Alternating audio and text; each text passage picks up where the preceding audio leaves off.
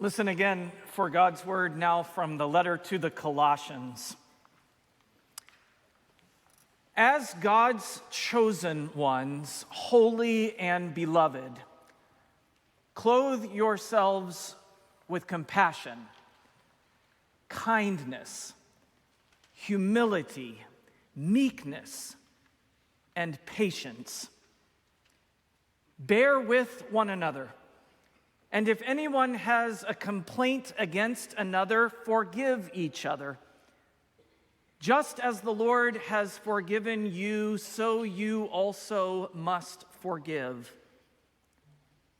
Above all, clothe yourselves with love, which binds everything together in perfect harmony.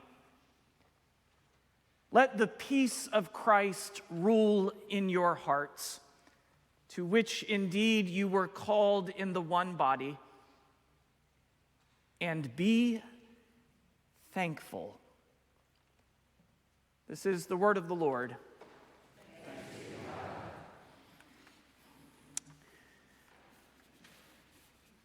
When I was a child, the final week of the school year meant dreaming of summer. For me, that meant visits with family in Pennsylvania farm country, basketball camps and 4-H club, and days of unscheduled freedom in the woods surrounding our home. But what I looked forward to most were Wednesday mornings at church. Fits. F-I-T-S, fun in the sun. Get it? Sun as in Jesus and the hot summer sun. Every Wednesday, all of my friends from church came, and for the morning we would play jump the creek, freeze tag, water balloon toss, but first there was a devotion. It was led by our pastor, who also happened to be my dad. Each summer, we followed a children's version of The Pilgrim's Progress, the 17th century allegory charting Christians' journey from the city of destruction to the celestial city. Along the way, Christian encounters characters with colorful names like Obstinate and Pliable, and joins up with his trusty companions, Hopeful and Faithful. The story invited us as children to see faith not as a checklist of beliefs, but as this great adventure. Faith was something to live, to explore, to even get lost in. And in the decades since those summers, I have failed to find a better metaphor for the Christian life. It is indeed a journey. As Maya Angelou's marvelous memoir reminds us, all God's children need traveling shoes. We are God's people, always on the move. Back in seminary, both Sarah and I were known as two of the more driven people on our campus. In fact, we may have competed for an imaginary title of most driven. I have since conceded. Occasionally emerging from the library or rushing from class to meeting to work study, we would encounter Nancy. Nancy was our classmate and a veteran teacher who had discerned her call to seminary later in life. Nancy would stop us in our tracks and calmly repeat the refrain, "Remember, kids, it's not the destination, it's the journey." I rolled my eyes. And now I realize how right she was. When we focus only on some imagined destination, some stopping place, we forget that how we travel is just as important as where we are going. Faith is not about a resting place. It is about how we get there. In a book he cleverly subtitled The New Pilgrim's Progress, Mark Twain wrote, "Travel is fatal to prejudice, bigotry, and narrow-mindedness. Broad, wholesome, charitable views cannot be acquired by vegetating in one little corner of the earth one's whole life long." And this is why trips like our mission trip to Malawi, like our choir's tour of South Africa, or our annual Footsteps of Faith pilgrimage for our high school seniors matter. The path we take shapes us as much as the places we go. So, how do we get there? The letter to the Colossians was written to a community struggling to sustain the faith that had brought them together.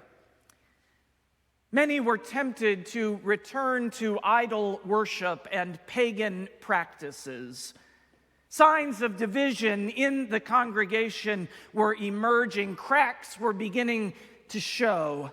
They needed a word of encouragement. What would motivate them? What would ground them in the truth of the gospel? You might say this morning's text is like a travel guide for the journey of faith. It begins with blessed assurance. As God's chosen ones, holy and beloved. The point is clear. You did not gather yourselves. God has gathered you. You are holy, cherished, beloved. But that's only the beginning. As God's beloved, we are given some directions to follow. In fact, we are told what to wear on our journey. Clothe yourselves with compassion, with kindness and humility, with meekness and patience. The passage paints a picture of practical faith. Gratitude, harmony, love. The path we travel shapes us. And so ours is a lifelong journey of becoming. And the truth is, becoming can be difficult, even painful. When our older son Samuel was 2 years old, I found myself out of breath after carrying him up a single flight of stairs. And right then and there, I realized that years of neglecting my physical health had caught up with me. So I decided it was time to follow through on a long-held dream, becoming a runner. I began immediately. That is, I bought a pair of running shoes. Exactly 1 week later, I took them out of the box. Progress.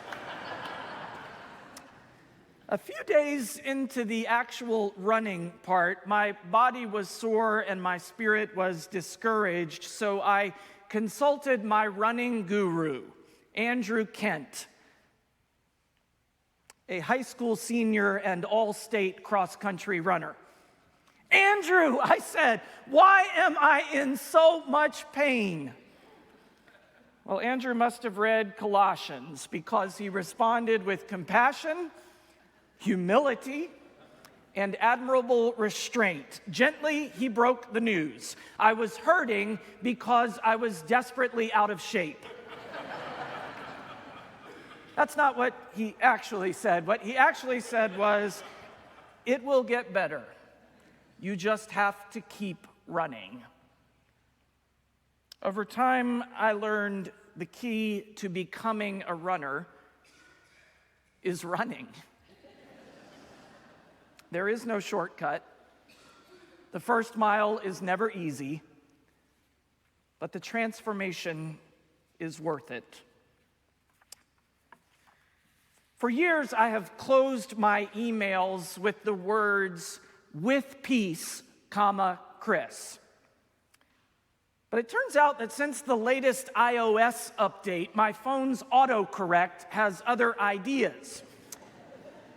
And so in the place of my carefully constructed, serene send-off, I have inadvertently sent a number of messages that close, "with pace, Chris." At first, it was just a funny glitch, but then I realized it fits. One of the lessons of running is that pace is everything. It's how we get there. We can't do it all at once, but step by step. Pace, it's how we endure the hard stretches. Pace, it's how we find our rhythm with others. Pace, it's how we discover a strength we didn't know we had. So now I claim it, with pace, Chris. A reminder that the journey of faith isn't about speed or perfection. It's about staying with it, running the race before us, one faithful stride at a time. That's the image the book of Hebrews gives us.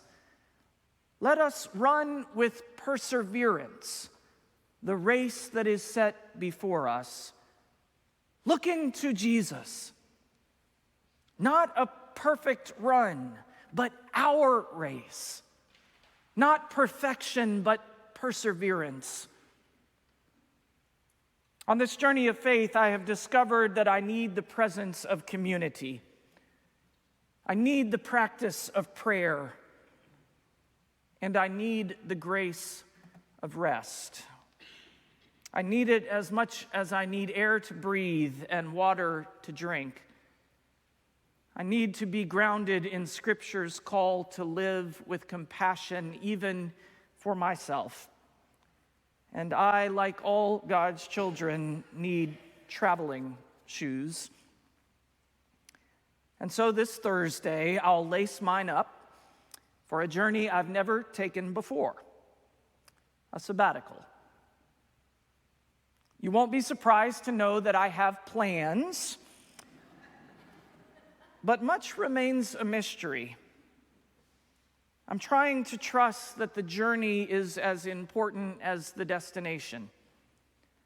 To lean into this blessing one of you sent me last week. May your muses lead you in new, unanticipated, inspiring directions, much to your surprise. So one more thing before I go. It's about running and life. Running, I have learned, is not a solo endeavor. I see this not only on my own runs, but at track meets. With a rowdy group of fifth graders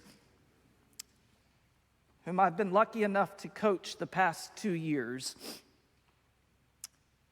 Our 22 runners span a great spectrum of paces.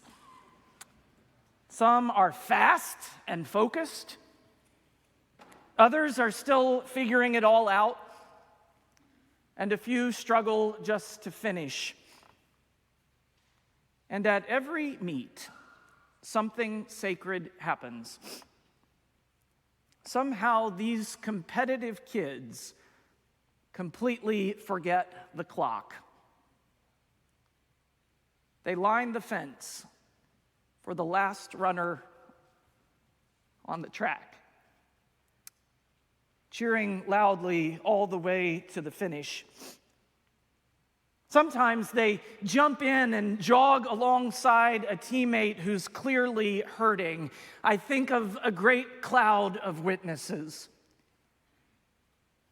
I have watched with awe as that struggling runner finds the will to finish, sprinting to the line, embraced by a shouting mob of proud friends, compassion in motion. Paul's virtues lived out on the track. They get it. The journey, not the destination. They remind me every week how we run matters. How we get there matters. And so becoming takes practice. Small, steady acts of commitment. Becoming takes community. People who run beside you and see you through. Sometimes becoming means showing up when you don't feel like it because someone else needs for you to be there. Sometimes it means standing firm and taking a risk for the sake of the truth. Sometimes it means choosing to be kind instead of right. Staying when you'd rather walk away, forgiving the one who has hurt you. Yes, becoming is hard because it's the most important work in the world. I've got a long way to go, but I'm learning again and again that faith isn't about having it all together. It's the journey, run with perseverance. So listen, reaching the top does not matter if you have trampled others to get there. The view means nothing if there's no one to share it with. Power, influence, wealth, none of it endures when you've wounded others to gain it. And that's true for individuals, for communities, and for nations too. How we get there matters. The path we take shapes who we become. The ends never justify cruel or callous means, not for followers of Jesus. And so this is what we must become. A church clothed not with coercion, exclusion, or judgment, but with compassion, kindness, and patience. The kind of people who show up for each other, especially when the road gets hard. A church convinced the race isn't about being fastest or flashiest, but about seeing each other through. A great cloud of witnesses running with perseverance the race that is set before us. And here is the good news. Along the route, there will be manna in the wilderness. There will be fresh water in the desert. And when your strength fails, there will be rest. And when those shoes finally do wear out, you will be carried to the finish line. So friends, at Second, tie your laces, find your pace, run with perseverance, walk with grace. Stay together, and I'll see you down the road.